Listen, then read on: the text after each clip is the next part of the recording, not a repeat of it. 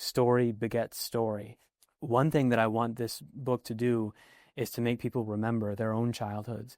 So like my childhood, specific me, Maine, all that stuff, it like links up because it's true to the truth of your childhood. And you remember, you're like, oh, I remember my third grade teacher. She was the devil. And you're like, you remember the pranks and you remember the bullies and the victories. And like, that's what I want it to do.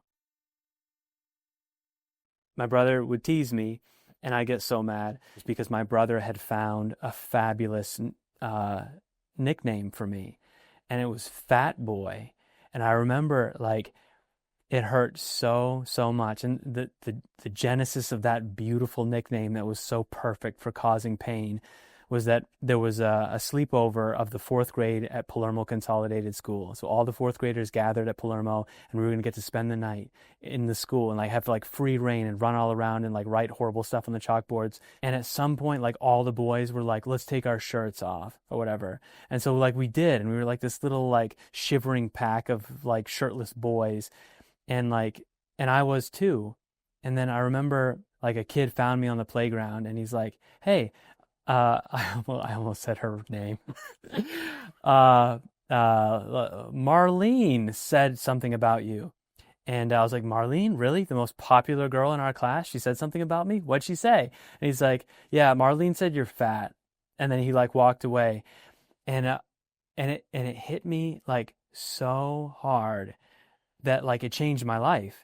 Like I started like exercising like as a 10-year-old boy and like lifting weights and like not eating. And like everyone's like, what is happening to Dan? And like, and the way I imagine it is that like Joe, like my electrical engineer brother, was like a scientist, and he's like, something's changed with him. Let's find out what it is. And he's like, weak boy? That's not it. Slow boy? That's not it. He's not eating. Fat boy. And he's like, and I'm like, ah! And I like just lose it. And then he's like, oh, he's got the atomic bomb. It's like perfect. And so I always thought that it was because Marlene called me fat and because Joe said fat boy a lot, that's what it was. But I'm like, that's not what it was. When she called me fat, I was ready to blow up. What was my problem with my body before that? Where did that come from? And I started like questing back further and further. I'm like, is there some sort of like body shaming thing that was going on in my life at that time? And it like makes me like reach out further. I'm like, oh no, like Marlene she just opened a door like of a house that somebody else built. And then I'm like, I understand it more. I hate her less. I hate like that young version of my brother less. They were just like using pieces that were crafted by somebody else, weapons that somebody else built. I had to write that story to learn that.